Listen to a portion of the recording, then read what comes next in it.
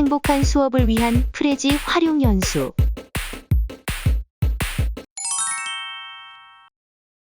안녕하세요. 프레지 연수 두 번째 시간입니다. 오늘은 지난 시간 예고한 대로 토픽을 활용한 수업 자료를 만드는 방법에 대해 배워보도록 하겠습니다. 강사님, 오랜만이에요.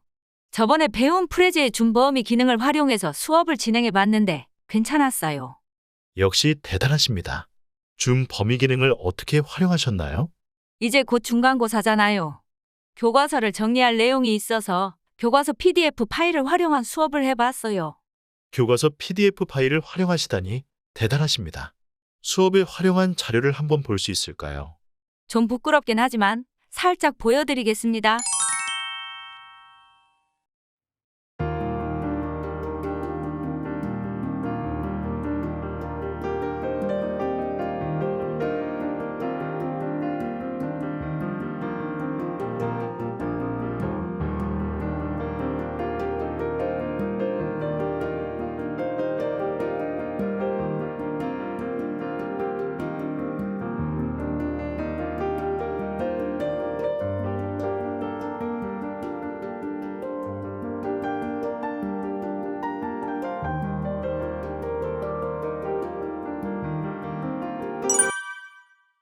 줌 범위 기능은 물론 다양한 기능을 활용하셨네요.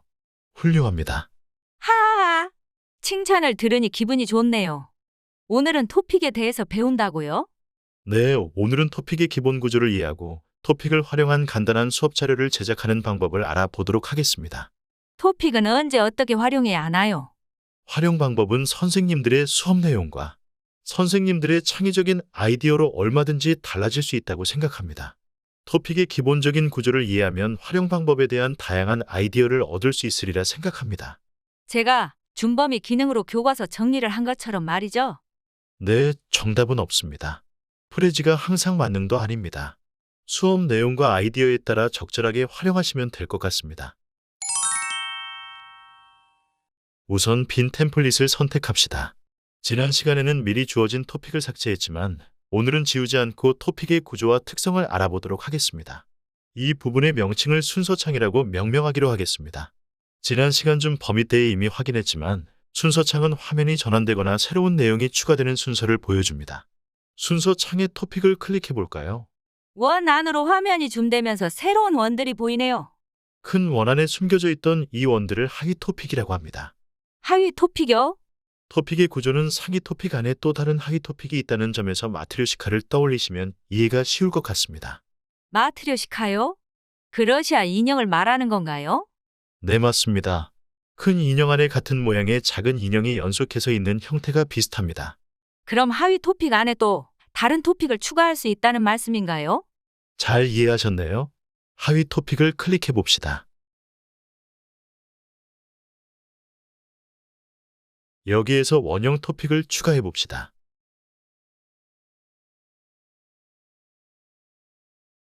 와, 진짜 조금 전과 똑같은 형태와 모양으로 토픽이 생겼네요. 토픽을 2개 더 추가해 봅시다.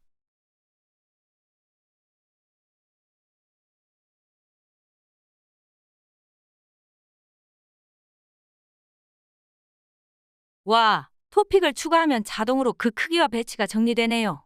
이렇게 계속된 자기 유사성을 보여주면서 상위 토픽과 하위 토픽이 연결된다는 점에서 프랙탈 구조를 연상시키기도 합니다. 프랙탈. 그것이 뭔가요? 프랙탈은 일부 작은 조각이 전체와 비슷한 기하학적 형태를 말합니다. 이런 특징을 자기 유사성이라고 하며 자기 유사성을 갖는 기하학적 구조를 프랙탈 구조라고 합니다. 전체와 부분이 유사성을 띠면서 반복되는 형태라 보시면 될 것 같습니다. 아, 저게 프랙탈이에요? 저거 어디서 본 적이 있어요. 그럼 프레지의 토픽은 러시아 인형 마트리오시카, 프랙탈과 비슷하다는 것이네요. 네, 잘 이해하셨네요. 마트리오시카와 프랙탈은 단지 시각적 형태만 비유한 것이 아닙니다. 교과의 내용이 이와 유사할 때 더욱 효과적인 토픽 활용이 가능함을 알려드리기 위한 것이기도 합니다. 토픽과 유사한 교과 내용이요? 예를 들면요? 오늘은 린네의 분류를 활용해서 몇 단계의 토픽을 제작할 예정입니다. 린네의 분류는 생물을 종, 속, 과목, 강문, 개로 나눈 것인데 큰 범주 안에 여러 개의 하위 범주가 존재하고 그 안에 또 다른 하위 범주가 있는 내용입니다. 오, 토픽의 구조와 비슷하네요. 네, 그럼 오늘의 주인공을 확인하고 이 주인공이 어디에 속하는지를 알아볼 수 있도록 토픽을 활용해 보도록 합시다. 주인공이요? 동물인가요? 식물인가요?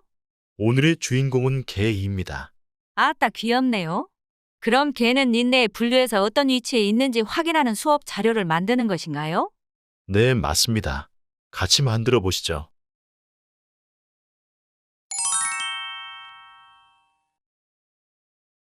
우선 제목을 수정해 봅시다.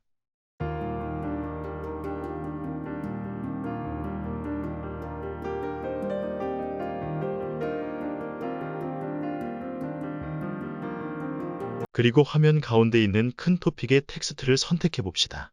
텍스트를 더블 클릭하면 내용을 수정할 수 있습니다. 빈 프로젝트에 기본적으로 주어지는 첫 토픽 안에는 이렇게 그림이 하나 들어가 있고 하위 토픽이 3개가 있습니다. 그림은 삭제하겠습니다. 이제 린네의 분류상, 개의 분류에 따라 하위 토픽을 계속 만들어 나가면 됩니다.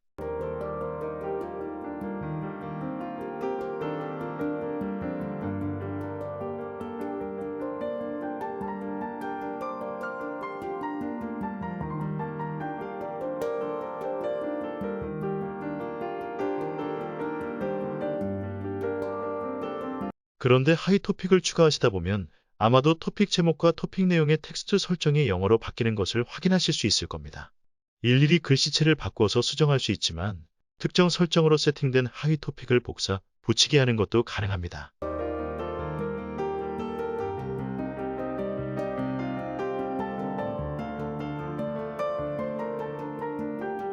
그러니까 원형 토픽 추가를 하지 않고 토픽을 복사 붙이기 해도 된다는 말이죠.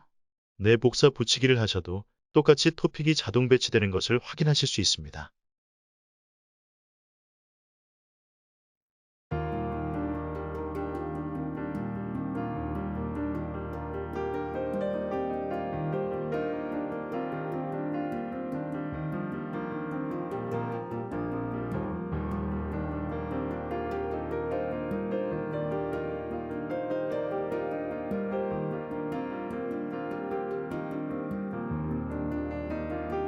계속해서 반복 작업을 하니 조금 헷갈리네요. 처음이라서 그렇습니다. 인내심을 가지고 천천히 하위 토픽을 늘려가 봅시다. 강사님, 그런데 궁금한 게 있어요. 한 토픽에 하위 토픽으로 화면이 전환되는데 하위 토픽의 위치는 두 번째지만 화면 전환은 먼저 되도록 하고 싶어요. 어떻게 하나요? 왼쪽 순서창에서 순서를 바꾸시면 됩니다. 같이 한번 해볼까요?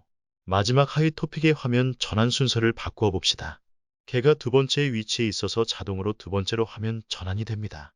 회색 늑대보다 개를 먼저 보여주고 싶다면 왼쪽 순서창에서 그 순서를 바꾸면 됩니다. 아, 쉽네요. 그런데 강사님, 처음 예시에서 보여주셨던 것처럼 개 토픽에 강아지 사진을 넣고 싶어요.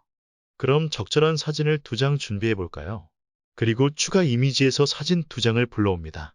참 쉽죠? 쉽네요. 그런데 강사님 그림이 아주 많을 경우 그림의 배치와 크기 조절을 일일이 하나씩 하는 것은 번거로울 것 같아요. 혹시 프레지도 파워포인트처럼 그룹 기능이 있나요? 정말 좋은 질문입니다. 프레지에도 그룹 기능이 있습니다. 컨트롤 키를 누른 상태에서 여러 사진을 선택한 뒤 마우스 우클릭하시면 그룹 기능이 나옵니다. 진짜 있네요. 이걸 잘 활용하면 여러 사진을 배치하거나 크기를 조절할 때 편하겠어요. 이왕이면 유튜브 영상도 추가해 볼까요? 혹시 오 선생님께서 설명해 주실 수 있을까요? 네, 제가 한번 설명해 보겠습니다. 아주 쉽습니다. 넣고자 하는 유튜브 영상의 주소를 복사한 뒤 추가 동영상에서 유튜브 추가 창에 주소를 붙여 넣으시면 됩니다. 넣고 난 뒤에 영상의 크기나 위치를 조절하시면 끝입니다.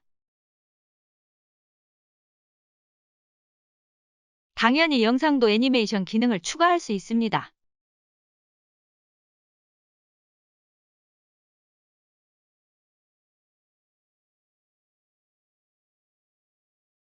완벽한 설명입니다. 감사합니다. 부끄럽습니다. 그런데 토픽 색깔이 너무 제 취향이 아니에요. 바꿀 수 없나요? 토픽의 모양과 색을 한번 바꾸어 볼까요? 바꿀 수 있어요? 제일 상위 토픽만 예시로 한번 바꾸어 볼까요? 순서창에 집 모양 아이콘을 클릭합니다. 그러면 제일 첫 화면으로 돌아갑니다. 여기서 첫 토픽을 선택한 뒤 마우스 오른쪽 클릭해서 토픽 모양 변경을 선택합니다. 오른쪽에 여러 모양의 토픽이 나오네요. 네, 그중 마음에 드는 걸로 선택하시면 모양이 바뀝니다. 색은 어떻게 바꾸나요? 토픽을 클릭하시면 편집 화면 상단에 토픽의 색을 편집할 수 있는 메뉴가 나옵니다. 한번 수정해 볼까요? 회색이라 좀 심심했는데 이제 좀 제 취향에 맞네요. 대신 주의할 것이 있습니다. 하나의 토픽 모양을 바꾸시면 다른 상의, 하위 토픽의 모양도 모두 그대로 변합니다. 색은 각 토픽마다 다르게 지정할 수 있습니다. 참고하세요. 이제 토픽의 전체 구조와 화면, 전환 순서의 개념을 이해하기 위해 만든 프리젠테이션을 처음부터 끝까지 감상해 보도록 하죠.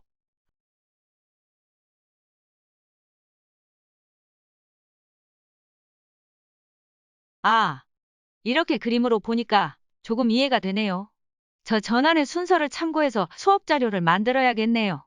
네, 몇 번 연습해 보시면 감이 오실 겁니다. 오 선생님은 모범생이시니 금방 현장에서 적절하게 활용하시리라 믿습니다. 네, 오늘 배운 토픽을 꼭 한번 활용해 보겠습니다. 응원합니다. 다음 시간에는 프레지의 디자인 기능을 활용해보고 프리젠테이션 자료와 영상을 합쳐주는 프레지의 동영상 기능도 공부해보겠습니다. 벌써 기대가 됩니다. 오늘 수고하셨습니다.